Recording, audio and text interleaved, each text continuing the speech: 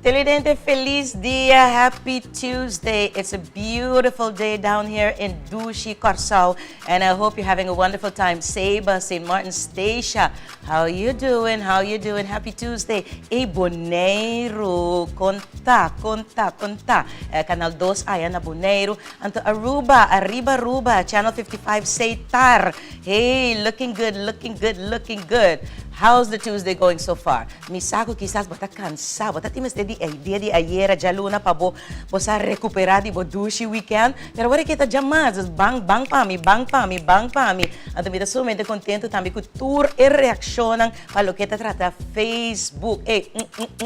Facebook, I love you. Então tiki, mas não tá pensando un poquito de paciencia. Ta quem tá para pensar sei, chavo, no? Es que tú necesitas paciencia. Nos está viniendo con nos parte de nos programa riba Facebook pabo ya po link com YouTube anto me tenho que confessar llama police para mim passou ainda me download mi Instagram personal para mim por comunicar com você fui Mary pero me tá escrevendo na agenda me está tuendo tawami com malwowo aweja mais anto eu não puedo com isso anto seu número tá começar com I sigue com S anto acaba com ela. Mas não te direi 3 via, mas não te direi. Até quem tá blota wak, mas que Mary, tu tienes que me dizer, eu sei, pero I'm gonna do it. So, mi mama não tem Instagram tampouco, des me tenho que vai, você me tem de body.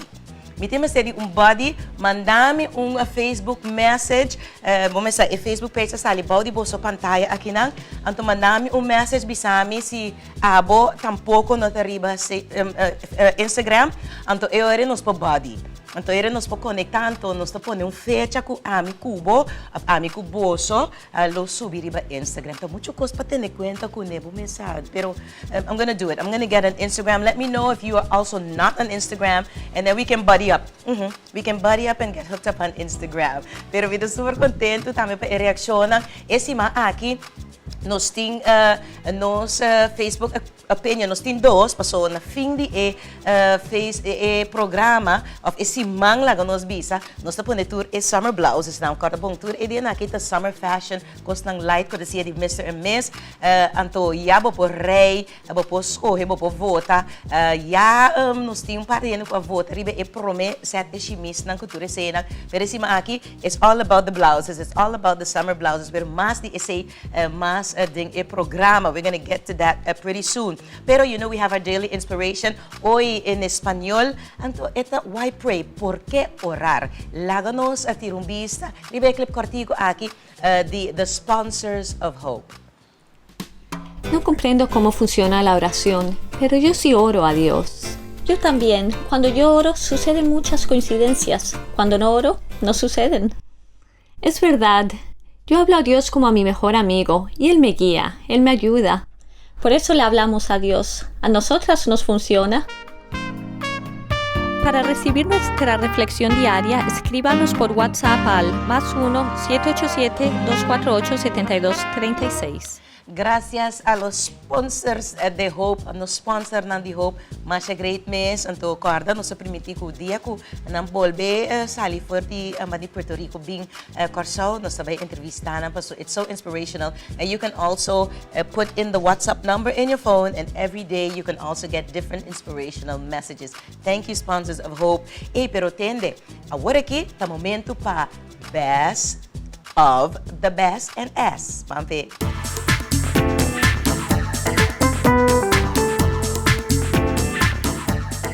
Shonang na isla di Saba, on the island of Saba, they have a serious problem. There's a goat problem. Misa, nas interstitials, there's a lot of cows. Bonaire, we got a lot of the donkeys, and they have the control on the burrico them, the donkeys. But over there in Saba, nantabay over pa asina yama Collin. See, Collin, ayan na Saba, nantabay over na Collin. Ito isa kita eradika cabrito ng loss aqui, não maneira controlar. Nos tusaku cabrito nanti apetito voracio ng turcos nanto come. Ama mira cabrito come hasta cabay, papel, saki sushi tuco, plastic. Pomesa, Stoma di heru nanting, e se não atender o problema aqui, é flora de Saba, tá na peligar, passou mata nanta muri, nang raiz nantambe, de facto, tá e raiz nanta tene etera, pois ora qua você cai, corda, tá seco ora aqui, pero nossa tem temporada de orcansi, shonang, anto tur etera aqui, eta spula bay, no? Eta wash away down to the Saba Bay, anto eta bay din lamang, queda riba e coral nang tamuri, anto ayo bida bow di lamang tambe. Kardo ko Saba tung barangka, no? So everything is up. If it goes up, it has to come down. Barangka nan tambe po loss being a bow tambe. O Departamento de Agricultura na Saba, nanta bahas e Collin aqui em duas fases, no? Nanta kumisa atender ku e cabrito nang dinge area nang popular, kami na hineta biba.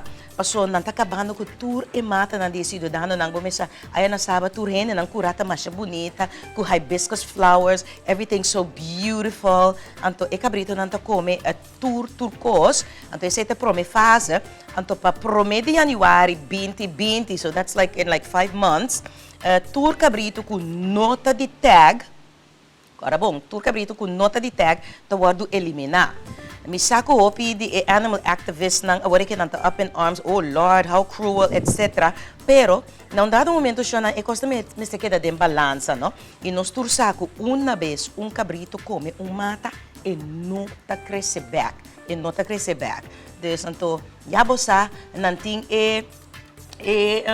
dicha aya na English na isla reba. Oh my God!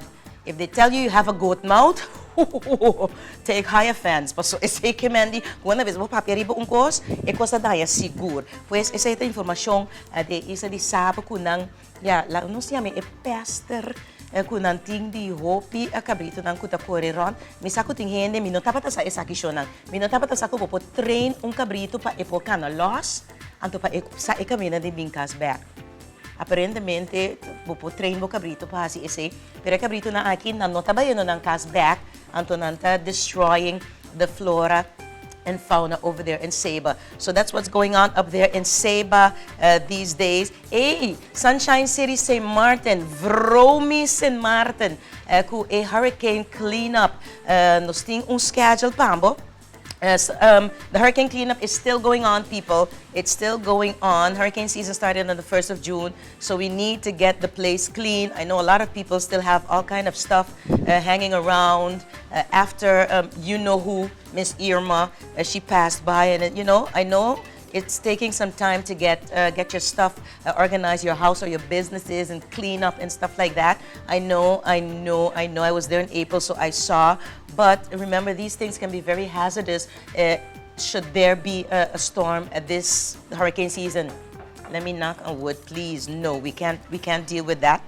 And they have categories. So remember, there's some categories. They have the bulky domestic waste. So that's your fridge, your stove, your oven, your old sofa, your TV, the old TV that Irma mash up and destroy, computers, tires, and so forth and whatnot.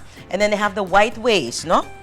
Nanti llaman ng Kiko Blanca in Spanish, and that's your toilets, your bathtubs, your bathroom sinks, so everything that is like the porcelain in the bathroom items. And then there's the garden waste, so they have like branches, twigs. Remember the leaves, you have to rake them and put them in a garbage bag, so they have to be able to get them. And if you have like branches and twigs, they need to be nicely lined up in front of your house so that the people that are collecting this stuff can, they need to be neatly stacked, okay? So don't throw them in front of your house, they need to be neatly stacked. And this is the schedule that Vromi has put out, I believe, since last month.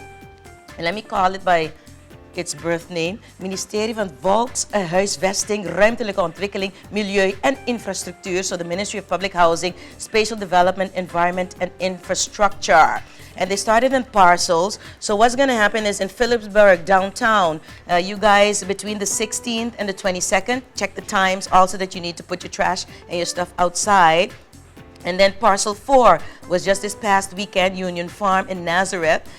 This coming up is Belvedere and Bishop Hill. So the 13th of July, Dutch Quarter, you guys already had your turn.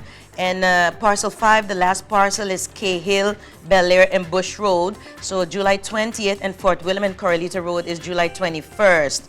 And also coming up is St. Peter's is on the 13th. and the 14th, okay? So that's how the schedule is looking. And then they have Beacon Hill, Simpson Bay, Cupacoy. You guys are towards the end of July, towards heading into August, and this goes until the 12th, okay?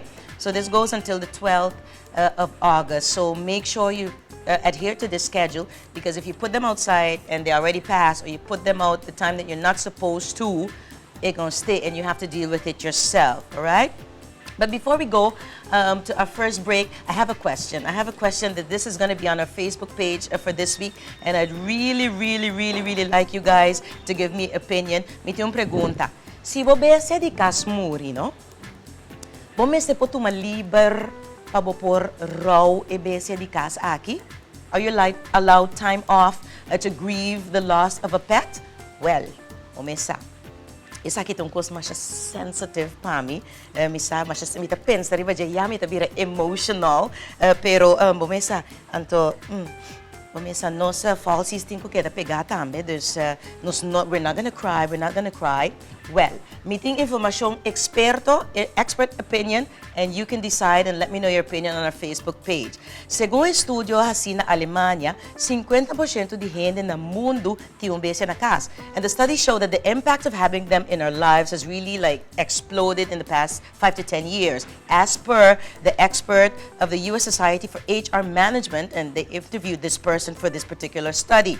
And let me tell you guys, pet care is big booming business. You know, you got pet chemotherapy, you got pet antidepressants, because sometimes our pets, they suffer anxiety. And this leads to $110 billion per year.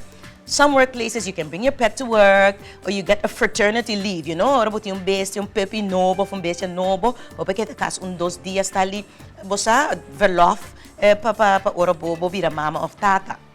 Pero, mitin ko bisa ko, mesmo 50% ta, número de gente ko, mesmo 50% ta pro, mesmo 50% ta contra di isaki. Isang ko ta pro, ta bisa, basically, when you're sad, or about the triste, and you're grieving the loss of a pet, you can't function properly and your productivity drops. And, it's part of your contract as an employee to deliver added value to a business or a company. Anto, talaf si bota pere bo trabaho pa so bobesi amuri. Dus, ita pro nang. Contra nang, cons. Itong manejo kuhin po abusar di Jeff masya fácil nes. It's an easy policy to abuse. How do we know if they had a pet at home? Do you get a letter from your vet saying that your pet died and bring it to work? Takiko to bese di kas. What is a pet? Ting asina tanto bese exotico kuhende ting lagadishi ting yuana kutur isenang. Anto bo tristeza po ta genuino, pero takiko to bese di kas.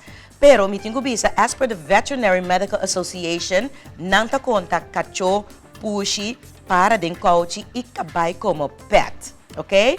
Anto, otro experto na argumenta, bo no po compara e tristeza ku bota sinti, ora bo perde bese di cas, ku ora bo perde ser queri, o fungende cerca di bo paso. E ora bo perde cerca o ser queri, e por afetabo pa vida largo praticamente, anto ora bo perde bestia eta dura te ora bo hay pepinobo na mo di papi. But I want to know what you think, B&Ders that are watching the program. Give me your opinion on Facebook. Check out our Facebook page and tell me, are you pro tempo di raw grievance period for the loss of a pet, or are you contra the essay? But the pro of con. Let me know, and then towards the end of the week, we're going to see who won. We're going to do our own little survey. And that's it for now, our opening, the Ayo Borchi Asali. So I have to go to this break. But when we come back, we have Collin Edson in the house right here, Bario Hotel, Otrabanda, Curacao.